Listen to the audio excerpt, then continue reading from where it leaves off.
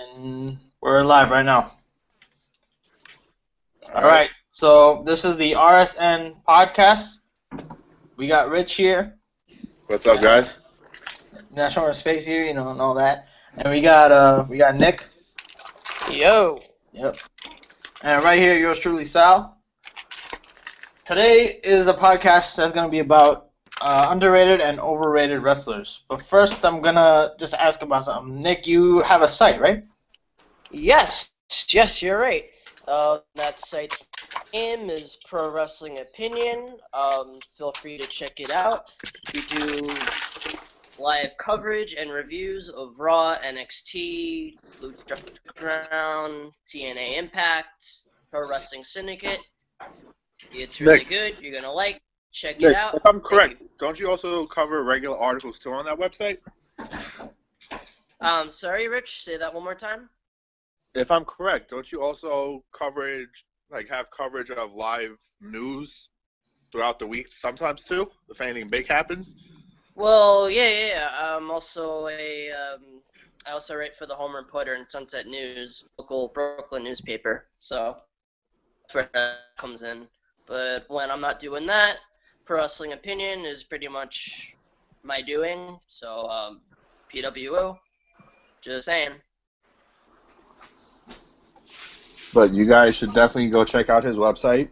Yep. I'm on it a few times a week, checking it out. Yep. But Pro Wrestling Opinion, good site. A lot of good content there. There's a lot of wrestling articles, a lot of different things you can see.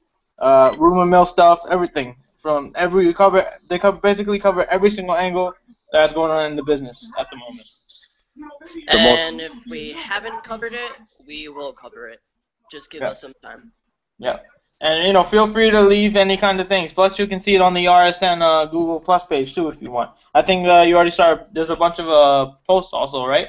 About the recent stuff that's going on, like NXT reviews and all that. Yep. Of exciting stuff. Like I said, anything after WrestleMania is usually a really good time in wrestling. It spikes up again. For his website about AJ Lee retiring.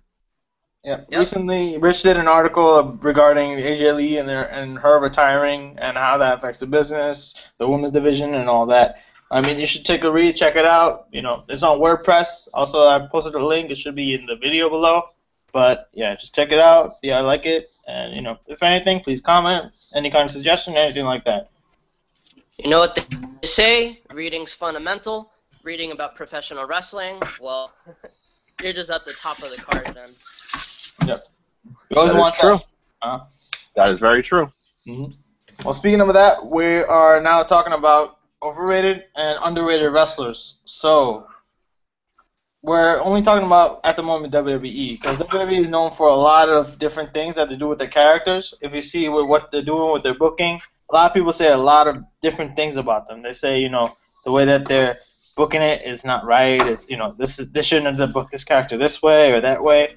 How they're misusing some characters. How some characters are underused, overused, or how they're overrated and underrated. So in this podcast, we're going to be talking about what wrestlers we think that are overrated, which wrestlers we think that are underrated, and all of that stuff in between.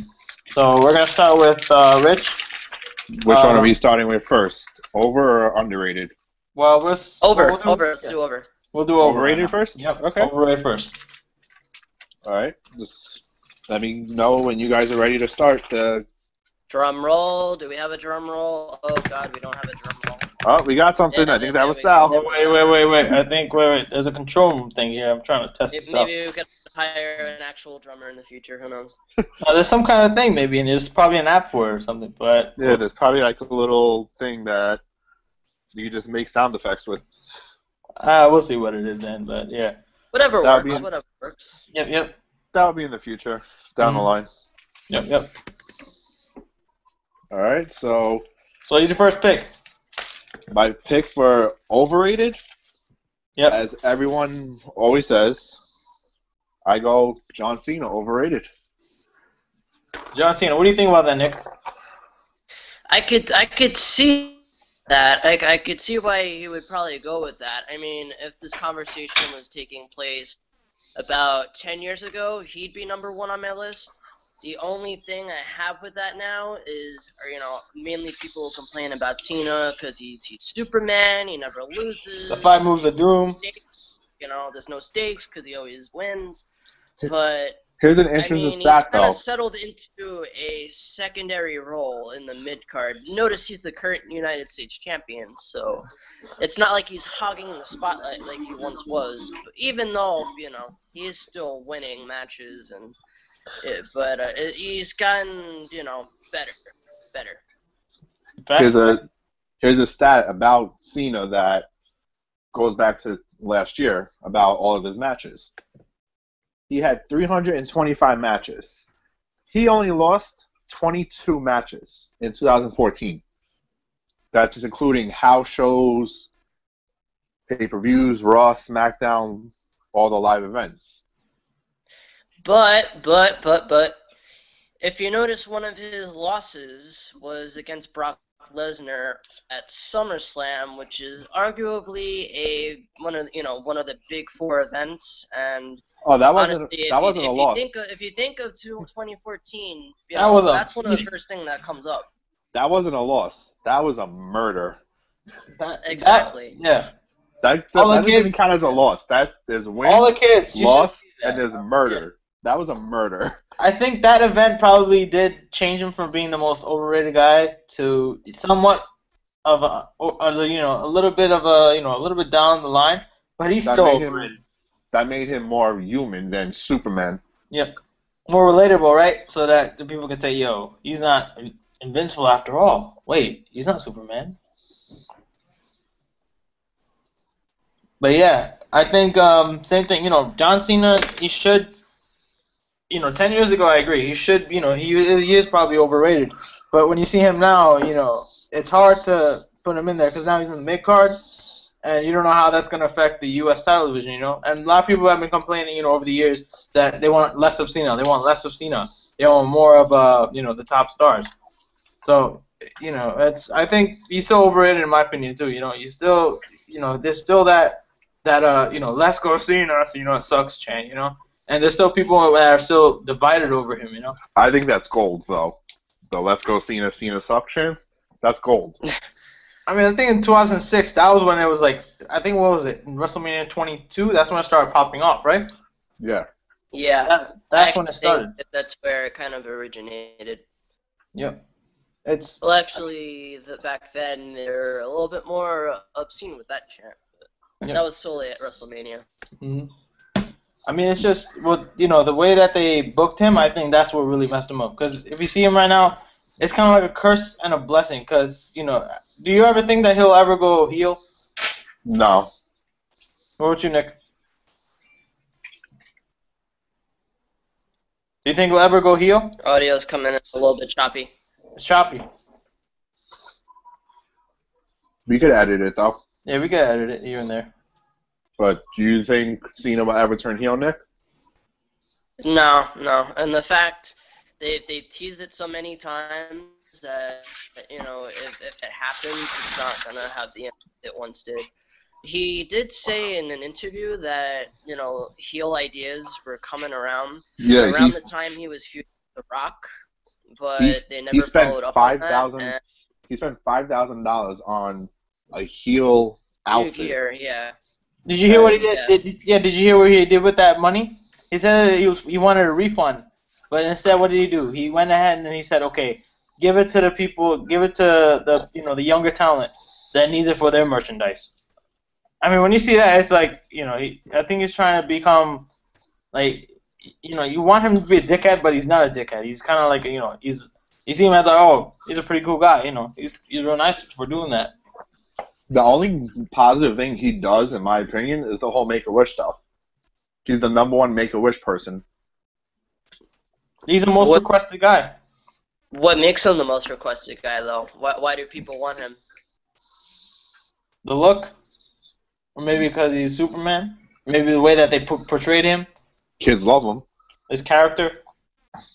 That was their main market audience for a big time. The kids. So, yeah. Don't forget when WWE first went PG, you know, there was a good chunk of programming, you know, catered directly towards them.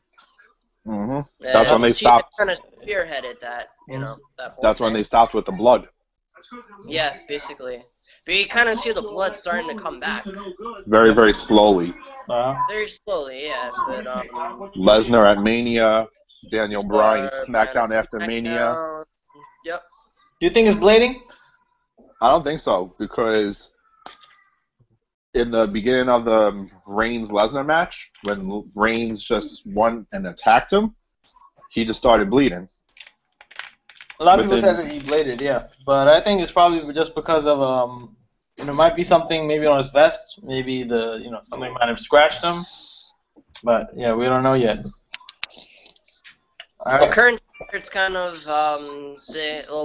blading isn't really welcome anymore, so I'd be shocked if they did it. But don't forget, it's WrestleMania, lots of eyes are on the product, you know, they want blood. They kind of have to make it happen, so... Yeah, it's the granddaddy of them all. You know, who's to say that he did or didn't, you know?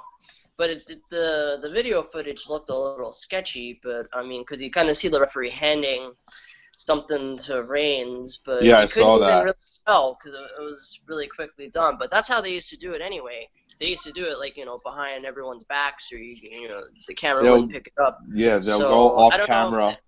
Yeah, I don't know. They'll go camera turn to the right, and then boom. Yeah, basically. Blade. So I don't know if they did it per se. I mean, they got the result. They got the blood. I don't know if it was intentional there. I know on SmackDown it probably wasn't. I don't think that wasn't bleeding. I think that was just wrong timing. Keep in mind he was headbutting the damn guy like 10 times right before that happened. So yeah, any little scratch was probably, you know, because of the headbutts. Amplified with, because of the headbutts. And I'm not sure if he hit the announce table on the way down. All right, Nick, who's your pick for overrated? All right, well, I mean, you named Cena, so that was probably at the top of the list. But I'm going to go with the guy, basically, because, I mean, the guy has been around for a long time. He's a very, you know, respected talent on the roster.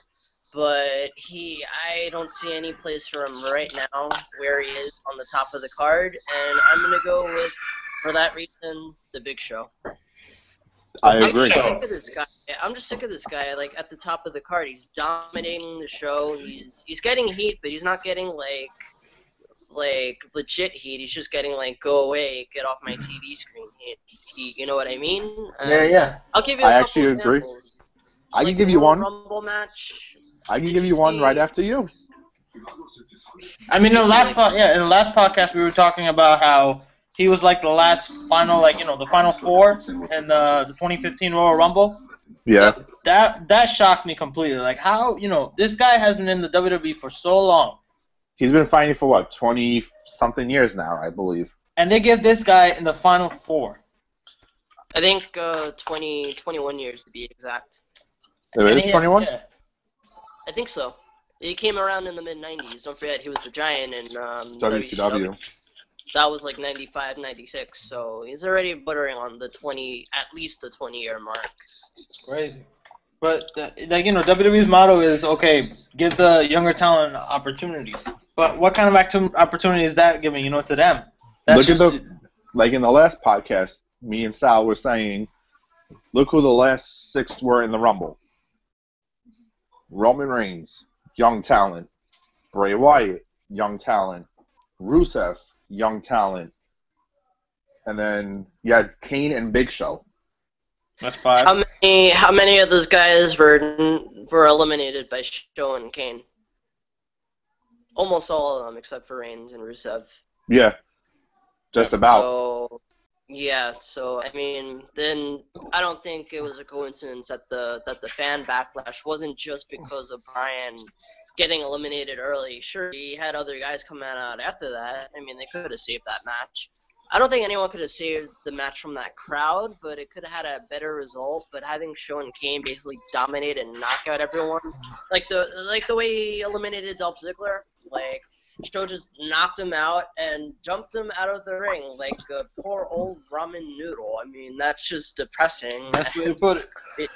If Bryan was in at least the final 5 or 6 and he got eliminated, the fans wouldn't have such a negative reaction. No, Well, that's that's the main reason. It say? happened. My It wasn't bad. even the match 10 minutes, and he got knocked out by Bray Wyatt, and it was like, you know, like you expect maybe like the Authority would have some kind of like say, because if you look back, right, but you know, pretty valiant. Because that was right after He Survivor actually Series. They were suspended. Rowan, Ryback, Ziggler, Bryan, all of them. Don't let So me they had get to started on that earn trio. their spots back. I mean, that's well, yeah. When you talk about overrated stars and that whole Royal Rumble, that whole lineup, those last 6, there were a lot of underrated superstars that were thrown over. But in my opinion, if you were to ask me who was the most overrated guy in WWE right now, I would say Daniel Bryan. That's for one fact right now. I would say.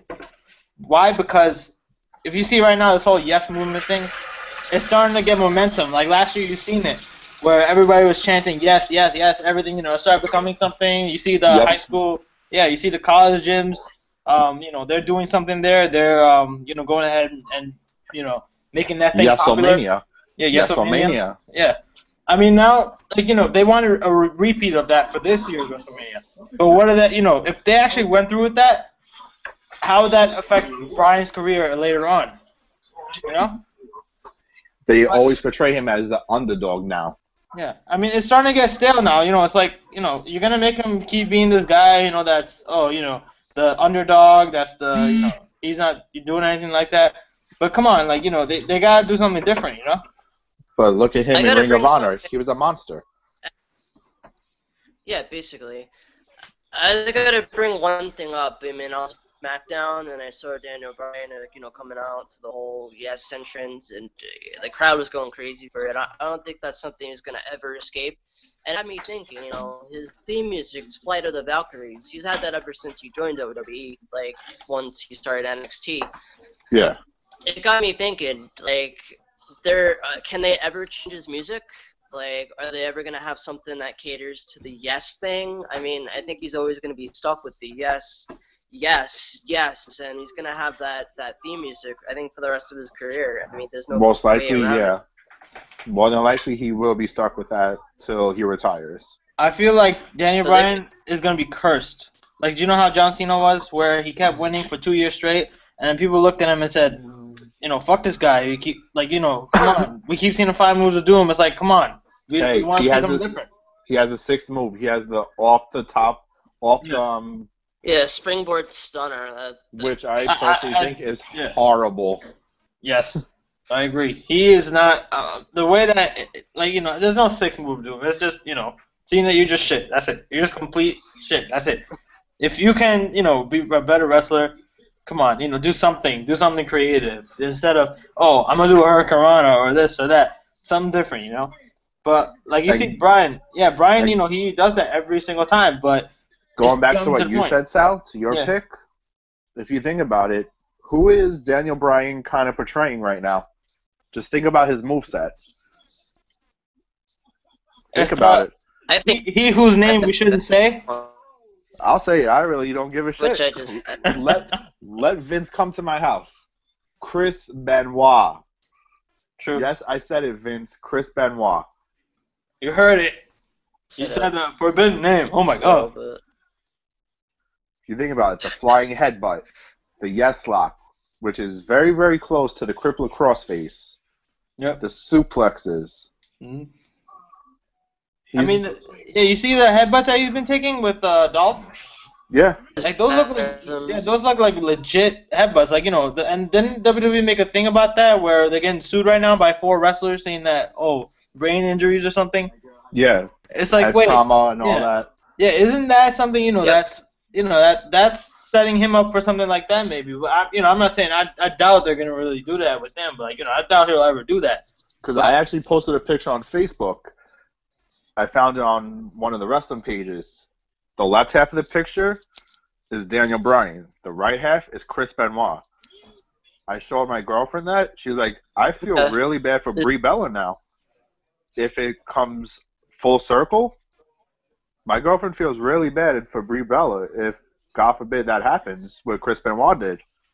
That was twice, Vince, by the way. That's twice I said his name. What'd you say, Nick? I mean, yeah, there's no doubting the similarities, and I mean, his career kind of mirrors close to it. I mean, look at WrestleMania 20 and look at WrestleMania 30. He was in, they were both in triple threat matches for the championship. They were looked at as the underdog. And they both have came almost out the same victorious. size. Big confetti celebration. They're almost around the same size also, height and weight. There's one aspect of it that kind of gets me, and I feel like between the Royal Rumble and I'd say right up until like midway through the WrestleMania push, it almost sounded like WWE was trying to depopulate Daniel Bryan, like the whole Yes movement. Look, going into his feud with Roman Reigns, headed into Fastlane, didn't it seem like they tried making Daniel Bryan come off as like this total jerk? Yeah. I mean, they tried to tattoo other things with him. So I don't know if they make any similarities to Benoit to get people to hate him. I mean, it sounds kind of outlandish. But, like the similarities are there, and they're kind of scary. But even with that, I mean, I don't know if they're like intentionally doing it. I don't know where the whole Daniel Bryan "you're a turd" thing came from. But that was left field. And I think Dolph just came out of the blue with that one. Even before Ziggler said that, he was like, "Oh, us in the back, we know a lot about the real you, and sorry, man, you're a turd." Like. Didn't Cena say that about him? Huh? I think Cena said that about him when they were feuding at going into SummerSlam. Possibly. I mean, it's. Wasn't it an insult? I think he said something about how his wrestling ability, and then Wait, Cena wants to insult someone's wrestling ability? Yeah. Yeah, he was trying to insult really? No, and then Brian retaliated by saying you can't wrestle for shit. And after that, he's like, wait, what the fuck? And then he took off his shirt, acting all angry and shit. And bitches are in the side going all crazy, like, oh my god, he took off his shirt. And because I think that's when Daniel Bryan brought up the whole Japan tradition where you stand across the ring from your opponent and you smack him as hard as you can. Yeah, and that's when he just went out and he flipped the fuck out on him. Which is what me and you always talk about the guy in Japan. Antonio Inoki, yeah. Who Brock Lesnar refused to get a slap from. Yep. That's Such crazy. a rebel. Mm-hmm. Well, let's move on. Underrated talent. Nicholas. Nick. Who's your pick? Alright, so, I mean, this guy's been featured a lot on recent programming. He's been a big face ever since 2014. He was a part of a faction, split up. He's garnered some mid-card success, but he's still kind of lost in the shuffle. He's got a good enough look. He's got the ring skill. He comes from the indies. So we definitely know he could wrestle, and he could go far, but I feel like he's just not getting there. And anyone from the Indies is amazing. I'm gonna go to that guy, and I'm gonna say Luke Harper. He just started getting a push before WrestleMania. I think they should have kept the IC title on him. The way that they made him lose the title, it was like, come on, man, he could have gone ahead and stayed a little bit longer, and they could have built something out of that as his own little run. But I don't think they did anything out of that. They kind of slowed his momentum and just stopped him completely. Yeah. And I feel like he's been floundering since then. And I mean that's what kills me, because I feel like out of all, well, obviously besides Bray Wyatt, I feel like Harper has the most potential. Take the Big Show out of the Authority. Put someone like Luke Harper in there. You put a young, strong talent. And you know how much more fresh the Authority act would become? We could actually sit through those 30-minute damn Raw opening promos and not have to groan at seeing Big Show and Kane argue for the 8,000th time. True. I actually personally think that they're trying to make Big Show push Kane out of the Authority. That's what it seems like it is building towards, and I think they're doing so Reigns right now for Fastlane, not Yeah. Fastlane, Extreme Rules. Rules. I think that's what they're pushing towards, but I mean, how exciting does that match sound to you? Oh yes, that sounds so amazing. Which I will definitely mean? buy the network for $9.99. Oh wait, I already have it for You $9.99. don't even have to buy the network. Just to If you see- don't No, have just the watch it network free. Right now, you don't have to buy it. You can Watch it download like my cheap ass. I just go ahead and watch it on these blank blank sites. Just watch it online 24/7 for free. Like who the hell wants to pay $9.99? Sal, won't you want to see that match though for the 8 millionth time in their career? Big Show versus Kane. Oh my Well, God, it didn't happen that would be on awesome. That's an amazing match. Come on, let's bring it. Just have them fight for the belt. Bring back the world title just for the fuck of it. Yeah, we want to see two giants fight. I bet both of you guys that match will end with a chokeslam. No, really. Crazy. I think that's gonna be Vince's what's it called? It's Vince's what is it? That's gonna be his his dream to see that. Oh, two big guys fight it out for the fucking title. Oh shit, like damn. Was it 1980 again? Like come on, I just want to start a chant right now. Please retire. I think they did that. That was the night after Mania. Yep. I agree. He should as soon as possible. Well, yeah. The winner and the loser of that match have to retire. So what do you win exactly? What do we win? We don't get to see either of them on TV anymore. What does the The winner fans get? win. The winner sounds like he gets screwed too. You won your last match. It's a maybe they'll get like a little trophy, like a little handheld trophy, or maybe they'll get a I won my last match. So, Big Show, what was your final accomplishment? I won my last match. Damn. Well, Sal, Underrated, yeah. what's your pick for underrated? underrated. I would say Dean Ambrose. Great When are they gonna talent. let him win a damn match? Great title. Great man. I'm telling you. I think you should get the. When is he gonna get another title? Like seriously, I think you should get either the IC title or world title. I think you should. You should be in the title picture as soon as possible because now Seth is the champion. Yeah, I feel like he's upper mid card right now, but I feel like he's getting there. Like I say, a year's time, he's gonna be thrown in that shuffle for the world title. I don't think he's quite there yet, but as we've seen, like in his work with the Shield, I think he was arguably the leader of that group. I mean, Seth Rollins has obviously overshadowed him in terms of success, Like but in I the think Shield? when the Shield was together, Ambrose was kind of the glue that held it all together. Rollins was the flashy offense, and Reigns was just the power. Yeah, Reigns was the henchman per se. So Ambrose, he could lead the stable, but on his own, I kind of like the character he's got right now. It's The kind of psycho lunatic fringe. I mean, if you watch TNA, it's kind of like a toned down Eric Young. Although I feel like Eric Young is probably the greatest TNA talent going on right now at the moment. I could argue that one. I see a lot of similarities between the Eric Young character and the unstable Dean Ambrose character. Well, I mean, where it's give going to lead. I could give you a better comparison, though.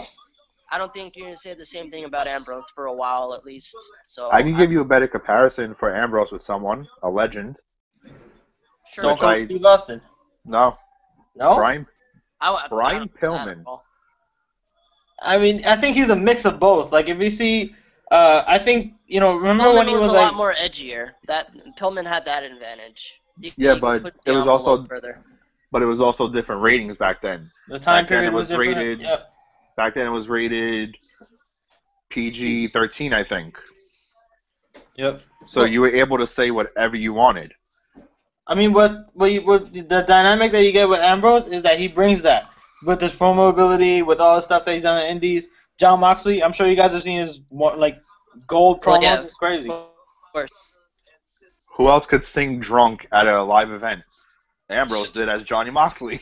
That is gold, I'm telling you. To see that is just, I'm telling you. But the way that WWE is booking him now, like they're not giving him enough exposure. Like, back then, I think before WrestleMania, they gave him all this exposure, all this attention, and people actually, every time you saw him, you wanted to see what he had to say. But now they just, oh, we'll have him just be, as a, appearance or here or there, just show him off and stuff. But they should do more with him, They really I should. don't even know what they're gonna do with him come Extreme Rules. I don't know where he's gonna be. Yep. I actually thought he was going to beat Cena on the night after Mania.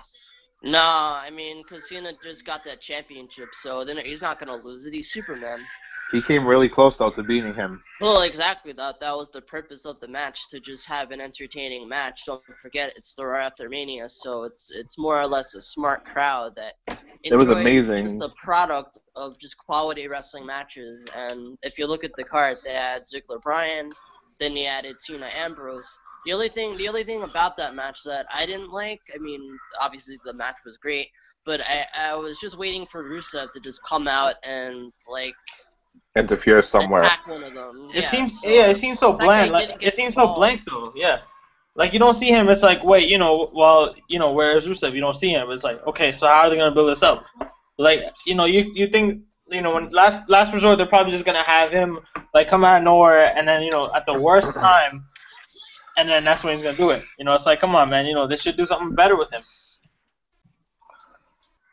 But what That I is think, true. Happened, though. That's the main thing.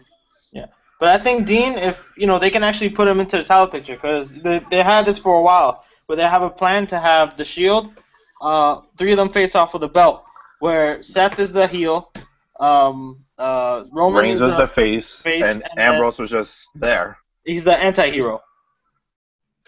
Ambrose was Essentially. just Ambrose. I mean, to see Although I that, feel like that would be gold.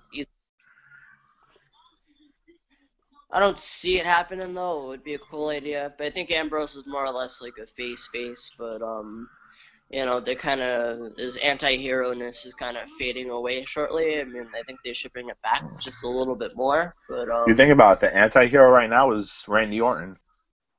he's always been that though. Yeah. I remember a while ago they asked him, Orton, are you a face or a heel? I'm not a face, I'm not a heel, I'm just myself. You could give me a negative reaction, you give me a positive reaction. I really don't care. I'm here to entertain the fans. But see, Which if you is see, kind of. I feel like Punk was probably the best anti-hero character you're ever gonna have. I mean, besides Austin, but I mean, certain guys have that factor of pulling it off that others can't. So they just have to be really careful. I mean, Ambrose borders on that anti-hero character enough where he could play it well. But I feel like he's most marketable when he's the, like the mouthpiece of a stable, kind of like he was with the Shield. So, I mean, is he going to join the stable? No, it doesn't look like it. I think he's going to spearhead, the upper mid-card right now, which seems like that's what he's going to do. You could probably throw him in the United States Championship hunt. You could throw him in the Intercontinental Championship hunt. I don't see him going for the tag titles, definitely. Because who can you really team up? There's not many championships to really go for, so, I mean, it could probably throw him in the IC title hunt again. I mean, I think that's probably what they're going to do down the road. But Either one, the IC or the US. Either title. I'm not sure, what he's going to do past that. His character's kind of in a holding pattern right now. And I don't know how he's going to recover, but Because he's just too damn we know good. he can wrestle. We know we could talk. We know he's unstable. He's going to be that guy who comes out of Kane's executive bathroom. And That was amazing. I mean, it works for his character, but it's just, I feel like he, as a singles guy, he's missing that, one thing that will truly get him over. I think he just needs, a breakout performance.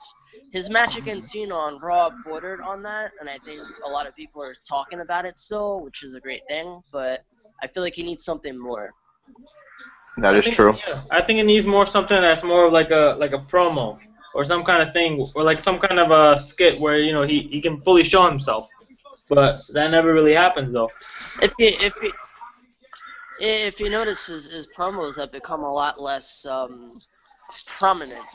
When he was in the Shield, he was the main mouthpiece. when he does cut a promo as this unstable character, you know, it usually is good.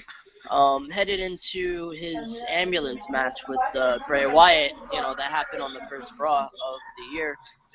He had a couple of promos leading up to that was good. But, you know, I just don't think it's gonna, you know, he's not much of a guy that talks, and I think that's a mistake. I agree. Sal? Well, yeah. I think, yeah, it's just that I think that they could book him better. They could try to, you know, include some. Expand. Yeah. But they should try to make him, you know, I think it's just a product of, they're trying to make him more of a, more of a WWE friendly product guy, because they're thinking, okay, you know, if a kid's watching this, how they react to this, maybe, you know, maybe they're thinking about the ratings and the rating system, you know. But I think they should do something more about that, you know. They shouldn't just, you know, just focus on that and say that's what's limiting them from doing something, you know. Mm-hmm. Yeah. So it brings out What were you saying, Nick? Yeah, what were you saying? My bad. I was saying, no, yeah, basically, I agree. Yep. But, yeah. How are they going to do that? We'll see, you know, I mean, it's, I think over time, especially, you see now, what is it now? They just got out of WrestleMania, right? So, you know, this is where WWE's getting all the attention. Do you think they want to portray themselves as, you know, this company that's, you know, promoting this and that and all this negativity? Or do they want to, you know, just attract more and more people, like general audience, so that they can get more interested in their product? And how they're going to do that? By, you know, bringing out more WWE-friendly, quote-unquote, you know, segments, matches, all that, you know. I think that's probably the best way they'll get it more. But I think as WrestleMania goes off into the sunset, we're going to see more and more. Hopefully. Let's hope. One can only dream. Well, that brings us to our, well, Rich, what do you think is your, you know, the most underrated wrestler? My pick for underrated. Well, everyone says he gets injured, comes back, and goes for the IC title right away. Product of England. I go Bad News Barrett. I personally say they are really, really underusing him. Why Barrett, though? Do you think it's because of the loss? It's gotten better. I mean, I think they were obviously headed into the ladder match. He was the champion, but he was losing every single time. I think they colluded on SmackDown that he was 0-4 at one point. He had I think he's had one win this year. I think he's 1-10, legit. But and that one win, was the win for the title. Yeah, I think with Sheamus coming back, he's actually been featured a lot better. He's actually benefited from Sheamus's return because he can't really lead the way as the quote-unquote foreign heel. But, you know, being Sheamus's sidekick, you know, they kind of do make a good heel duo, and we got a taste of that just this recently on SmackDown. I think he's, you know, he could talk a good game, and obviously he could wrestle too. I think the bad news gimmick is kind of played out at this point, but I don't see them shying away from that because they pretty much dug him in this hole, and basically he's gonna have to live in it and make the most of it. But do you think they're actually well, you know, in the last podcast, me and Rich were talking about titles we want to bring back. We talked about the European Championship and how significant it was with all the talent that they had, the international talent specifically. Like, they have a lot of European a lot of European wrestlers. British Bulldog, you know, Bret Hart from Canada. They had what else? You know, a whole bunch of names. You check it out. Eddie Guerrero, everybody. And you know, they how would you say that? You know, would they try to do something like that, where they're trying to bring in more of the European talent and show them more on TV and try to get this international attention? Well, don't forget, you're talking about two different eras. So back when they had the European title, and granted they were competing with a whole different wrestling company. They wanted more titles to push more guys up towards the top. I can't remember any high prominence European champions like towards the end of the title's run. And I think it kind of was cemented as a secondary title behind the Intercontinental. I mean, they didn't really do a good job of differentiating the two belts. I don't know if they would benefit back from then. that It was right now, basically 'cause almost the the same. talent's not as big, as it was back then. And what kind of role would that title exactly have in this current picture? I mean, I don't know. I can't see them bringing it back for that reason.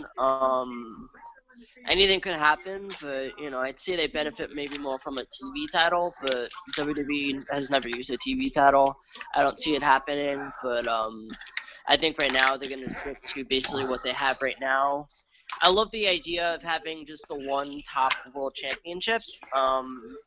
Even though the World Heavyweight Championship on its own was kind of like a good secondary top of the card title, but having one definitive company champion is definitely, makes things a lot more clear. True, I agree. I mean, it's so we talked about underrated wrestlers, overrated wrestlers. So we thought, we voiced What the hell, our are you opinion. eating Frosted Flakes over there?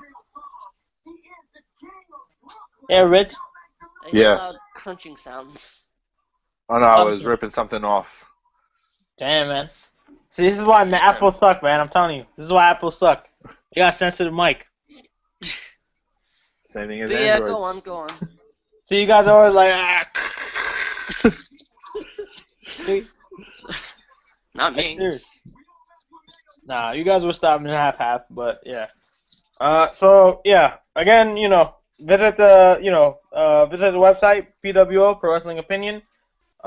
Again, Nick said, there's a lot of different articles there, a lot of different coverage on a lot of different shows: NXT, Lucha, Raw, SmackDown, TNA, Impact.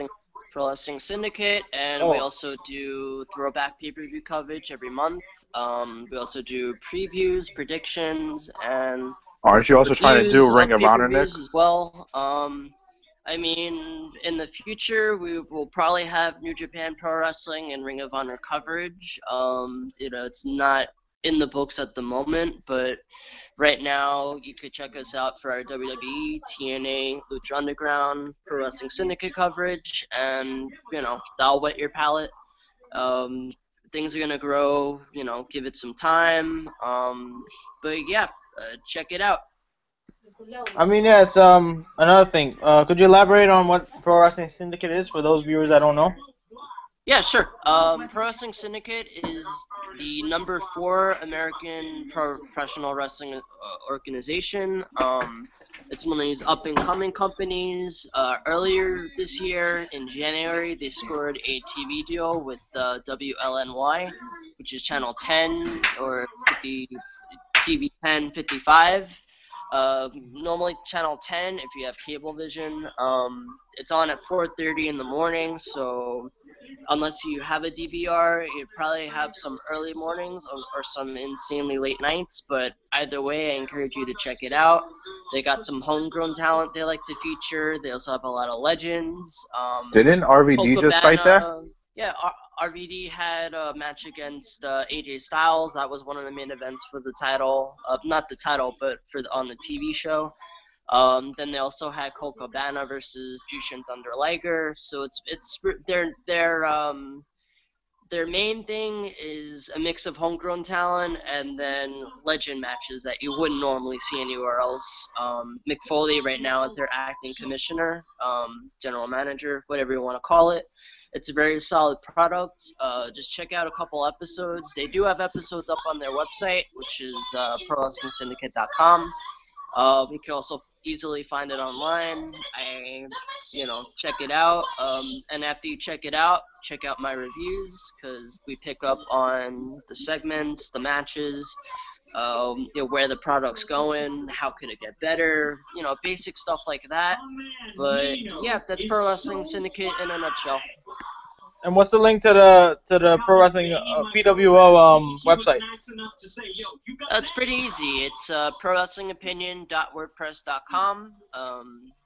If you could use a keyboard and you could use your fingers, it's pretty easy to do. So I encourage you to do just that. Check out our homepage. Once you start with one, you'll probably end up reading another. We have a lot of different content, so if you're bored, want to kill some hours, check it out. And there's a lot of articles in there, so it can kill a lot of hours for you. Yep. Like I said, reading is fundamental. Reading about professional wrestling, that's about as fundamental as you could get. Definitely. I mean, yeah. So that concludes our podcast, the RSN podcast. This is our second podcast right now where we talked about overrated, underrated wrestlers. You can check us out on YouTube, RSN. You can also check out the website, PWO. Definitely check that out. Go see what it is on there. And again, yeah, we're going to try to come up again. If you have any comments, any kind of suggestions, anything like that, please leave it down below. And please subscribe when you get a chance. All right. So this is Sal. This is Rich right here. And Nick. Yeah. See you guys later.